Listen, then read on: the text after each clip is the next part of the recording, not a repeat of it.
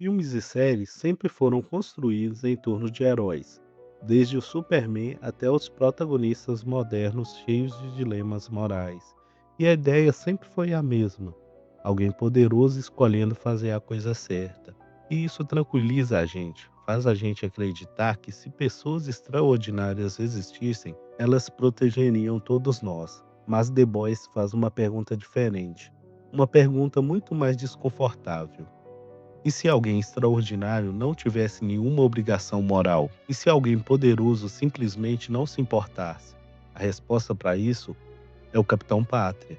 E talvez ele seja o personagem mais assustador da televisão atual.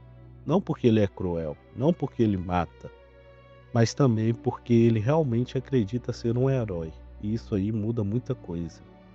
Mas para a gente entender ele, primeiro precisamos entender o mundo ao redor dele. Porque The Boys não é sobre uma série de super-heróis. É uma série sobre poder, sobre mídia, sobre idolatria, sobre manipulação. Neste universo, os heróis não são vigilantes mascarados tentando salvar as pessoas. Eles são produtos, são marcas, missões são planejadas como campanhas publicitárias. Os resgates são gravados pensando em audiência. E até as tragédias viram marketing. A imagem importa mais do que a verdade nesse universo. E enquanto o público acreditar na narrativa, o resto não importa. E isso é importante porque o Capitão Pátria não surgiu quebrado dentro de um sistema saudável. Ele é o resultado perfeito de um sistema completamente podre. Ele não é só um super-herói. Ele foi construído para parecer um super-herói definitivo, assim como o Superman. A capa, o sorriso, a bandeira americana, os discursos patrióticos, tudo nele foi desenhado para transmitir muita confiança, segurança, esperança. Ele é basicamente a versão extrema da fantasia americana de heroísmo. Mas existe um detalhe importante aqui: nada disso é genuíno, é tudo performático. A série deixa isso bem claro desde o começo. Enquanto o Superman tradicional representa a esperança, o Capitão Pátria representa a propaganda. E existe uma diferença enorme entre essas duas coisas. Diferente da maioria dos heróis, ele não teve infância, não teve família, não teve amor. Ele nasceu em um laboratório criado através do composto V e foi tratado como um experimento desde o nascimento. E isso muda completamente a psicologia dele, porque os seres humanos aprendem a empatia através de conexão emocional, aprendem limites através de convivência, aprendem amor sendo amados. Mas como ele vai aprender isso se ele nunca teve nada disso? Ele não foi criado como uma criança, foi criado como um projeto, um produto, um protótipo militar. Isso explica muita coisa pra gente, porque o grande terror dele é que ele possui o poder com o desenvolvimento emocional incompleto. Mas também existe uma contradição muito importante no personagem. Ele quer ser amado desesperadamente, mas ele não entende o que é amor. A única coisa que ele conhece é admiração, aplausos, audiência, popularidade. Mas admiração não substitui afeto real, e no fundo ele sabe disso. Por isso ele vive buscando validação constante. Ele precisa ouvir que é especial, precisa ouvir que é perfeito, precisa sentir que é necessário, porque sem isso o vazio aparece. E quando esse vazio aparece, o monstro que ele é aparece junto. Nada, talvez nada exemplifique isso melhor do que a relação dele com a Madeline. Aquilo não é amor, é dependência emocional. Ela funciona quase como uma figura materna artificial. Ela valida ele, controla ele, acalma ele, e isso é perturbador porque mostra algo importante. Ele nunca amadureceu emocionalmente. Ele tem o corpo e o poder de um deus, mas emocionalmente ainda existe algo infantil nele, algo esperando por aprovação. E é exatamente isso que torna ele imprevisível. Muito disso só funciona por causa da atuação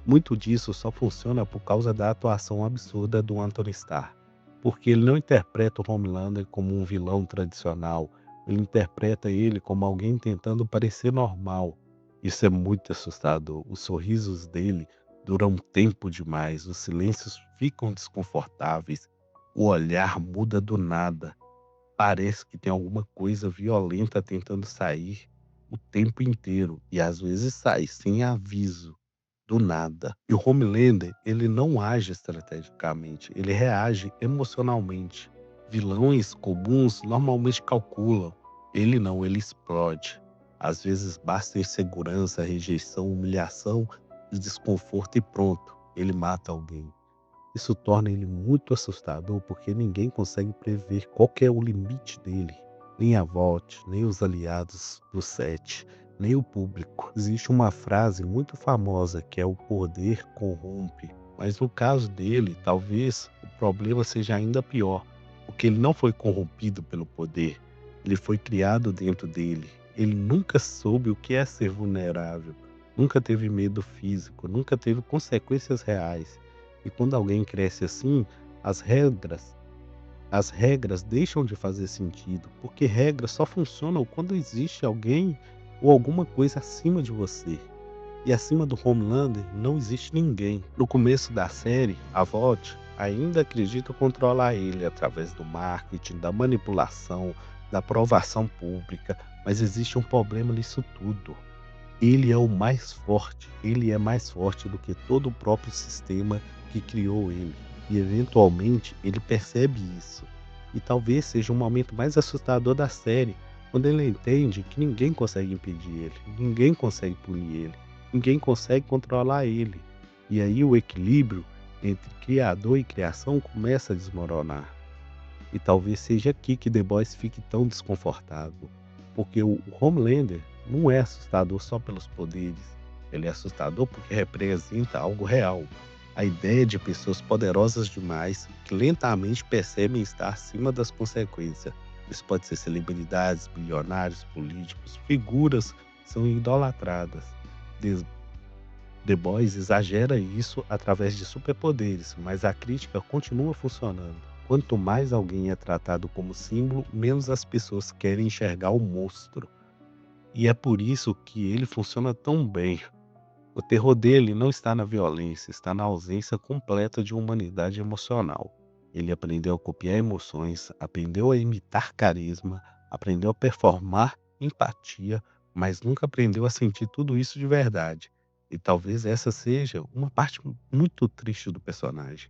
Porque no fundo, ele parece alguém tentando desesperadamente preencher um vazio que nunca vai desaparecer. O problema do Capitão Pátria não é ser herói ou vilão, é perceber que isso não importa mais para ele. Porque quando alguém com poder absoluto para de acreditar em limites, o desastre deixa de ser e se, e passa a ser quando.